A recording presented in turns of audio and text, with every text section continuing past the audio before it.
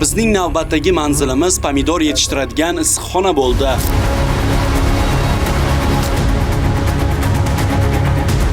Toshkent viloyatining Qibray tumani O'nqo'rg'on mahalla fuqarolar yig'inida joylashgan issiqxonalarning biridamiz.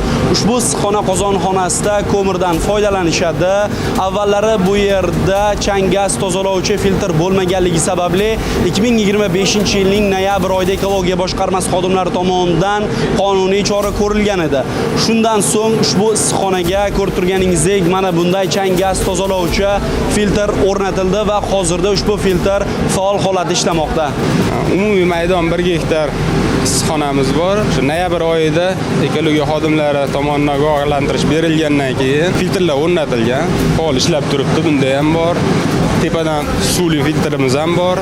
Bundan buyog'ida to'liq ishlayapti.